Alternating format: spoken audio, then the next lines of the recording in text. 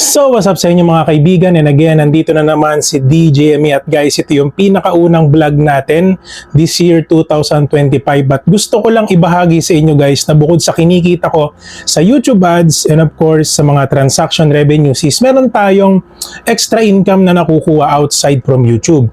And as you can see guys, yung title ng ating video, no? So, extra income or sahod from YouTube brand collaborations and sponsorship.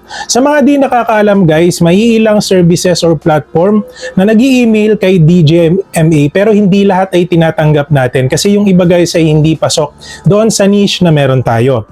Pero dito guys, pag-uusapan natin yung isang platform na tinanggap ko na kung saan related siya sa mga content na ginagawa ko, and at the same time guys, bibigyan ko kayo ng idea kung paano ko nga ba nalalaman or kung paano ko inoobserbahan yung mga brand collaboration na tinatanggap ko these past few months. So guys, panoodin nyo itong video na ito para magkaroon kayo ng idea, and for sure madami kayong matututunan dito. So hindi na natin papatagalin to guys, let's go!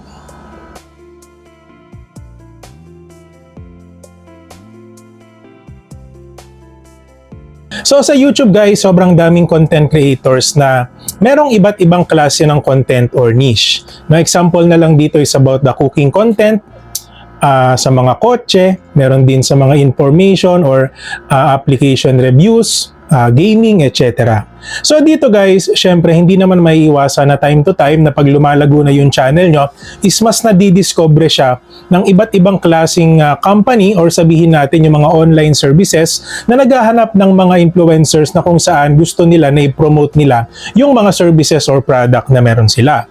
Pero ito guys, no, bibigyan ko kayo ng idea kung paano ko nalalaman yung mga services na legit or yung mga brand collaborations na kung saan is alam ko na talagang bibigyan kayo ng percentage once na i-promote nyo yung mga product or services nila.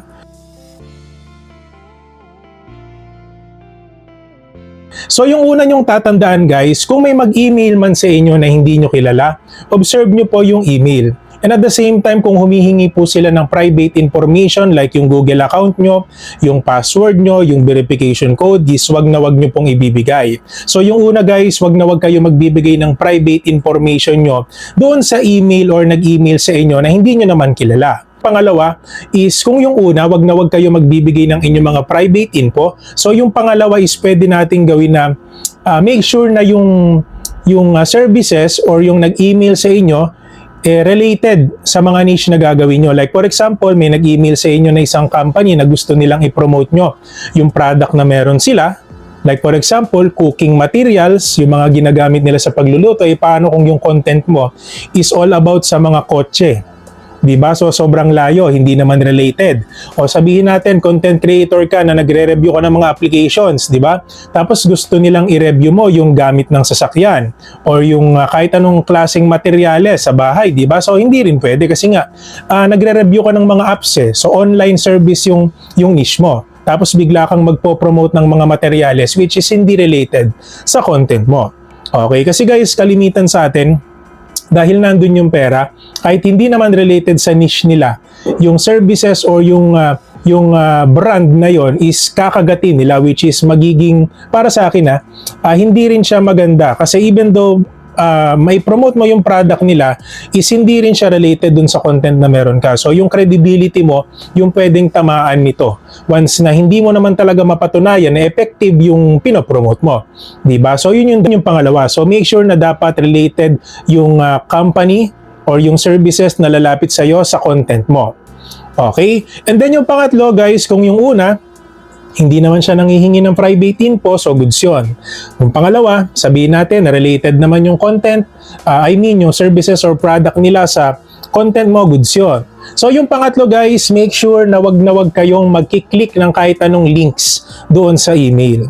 Kasi guys, alam naman natin, especially sa mga nagbablog, familiar naman sa inyo yung link ng mga videos natin from YouTube. And for sure, ito guys, papakita ko sa inyo yung format ng mga videos natin para kahit papano, alam nyo yung link, especially kung yun ba ay video example ng isang content creator. So guys, kung meron kayong nakita na parang any suspicious link na parang hindi naman kayo familiar, is magdalawang isip kayo. So wag kayo basta-basta magkiklik ng link kasi guys, sa totoo lang sa panahon ngayon is sobrang galing na ng mga hacker. So like for example, naglagay sila ng link sa email, tapos bigla ka na lang nag-click. And suddenly, wala ka namang ginawa, wala ka namang binigay na information. So yun guys, maaring makuha nila yung information na nandun sa device once na-click mo yung link nila, which is sobrang delikado nun, lalo na kung meron kayong mga bank accounts, kung meron kayong mga YouTube channels or yung mga platforms na meron kayo. So maaari nilang malaman yung information na yon. So kawawa naman kayo kung malaman nila yon, di ba? So yun yung pangatlo guys, wag na wag kayo magki-click ng any suspicious link. So guys, dun sa tatlo, kung okay na lahat, pasado naman sa inyo, at wala naman kayong nakita na problema, ang gawin nyo guys, basahin yung mabuti yung email. And of course, kung interested kayo na i-promote yung products and services nila, is i-reach out nyo sila doon sa contact number na ibibigay nila sa inyo. Okay, so ganun lang. Kasi ako guys, for example, yung sa akin, kung mapapansin nyo, kaya dun sa mga comment box ko guys, mapapansin nyo, pinopromote ko dun yung link ng CocoDP kasi related siya sa mga content or niche na meron ako. Lalo na yung sa Popo Live App. Diba, gumawa tayo ng content about sa Popo, ganun rin sa Bigo. So meaning related siya dun sa mga earning applications na meron ako, and at the same time pinopromote ko yung CocoDP kasi kung gusto nyo makabili ng mas mura na diamonds or coins, so yun yung nire-recommend ko talaga guys, CocoDP, para kahit papano makatipid kayo doon sa inyong mga gagastusin sa inyong mga diamonds or coins. Okay, so balik tayo dun sa content. So kaya nga guys, mapapansin nyo nakapin comment yung pinopromote ko is depende na po yan sa usapan nyo nung gustong makipag-brand collab sa inyo. So ako guys, hindi ko babanggitin yung any confidential statement or agreement namin.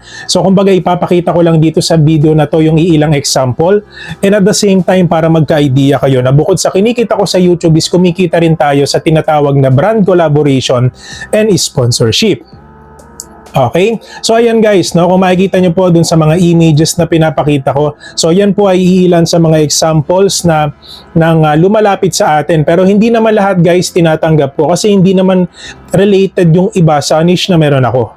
So that's why ako guys, hindi lang ako basta nakatutok dun sa kikitain ko, sinisigurado ko na yung brand collab na lalapit sa akin is related sa content ko. Okay, and paalala pala guys, bago natin tapusin itong video na ito, again, uulitin ko, mag-ingat kayo guys dun sa mga email na natatanggap nyo. Lalo na kung may nag-offer sa inyo ng $100 per video, $200 per video. So yung iba kakagatin nila yun eh. Pero alam nila sa sarili nila na hindi pa naman ganun kalaki yung channel nila or yung viewership nila. So dun palang magtaka ka na. So bakit ka alokin ng ganun kalaking halaga kung ikaw mismo sa sarili mo ay hindi ka pa naman ganun kalaking channel? Or sabihin natin ako konti pa lang yung viewership mo. So dun palang magtaka ka na. Okay? So yun lang naman guys. Hopefully nakatulong yung mga tips na binigay ko sa inyo. So konting recap lang tayo bago kayo tumanggap ng brand collab. Una, wag na wag kayo magbibigay ng private information. And pangalawa, make sure na related yung services or product nila sa content or niche na meron ka. Okay, and pangatlo guys, wag na wag kayo magkiklik ng link or any suspicious link doon sa email para iwas hack sa mga accounts nyo. And pang-apat, basahin nyo mabuti yung email, and kung interested kayo, doon nyo na kontakin yung pwede nyo kausapin or yung mismong nag-email sa inyo. Kung gusto nyo kausapin siya through Telegram, kung meron siya, or sabihin natin through email, pwede rin naman, or kung meron siyang Facebook Messenger. And make sure guys, maging observant kayo kasi hindi lang naman yan all about the money. So mag-e-effort ka dyan, magre-research ka dyan, so baka mamaya nagawa mo na lahat ng yon tapos malaman-laman mo is hindi ka rin naman pala babayaran. Diba? So hindi rin maganda yon kasi nagsayang ka ng effort. So dapat guys, lahat ng nabanggit natin is nagawa nyo. Okay, kasi most likely alam nyo na yung ibig ko sabihin. So yung mga binanggit natin is for safety ng inyong channel or sabihin natin ng inyong mga accounts na meron kayo. So make sure na dapat yung mga binanggit natin is intindihin nyo mabuti para kahit papano is maging safe yung mga YouTube channel nyo. And again guys, kung sa tingin nyo madami kayong natutunan sa vlog natin, don't forget to like, comment, and of course malaking bagay din po na i-share nyo yung mga videos natin. At wag na wag nakakalimutan na i-subscribe ang ating channel DJMA for more videos like this. At yun lamang po guys, maraming salamat po, and hopefully nakatulong itong video na ito sa inyo. Okay, so yun lang, salamat.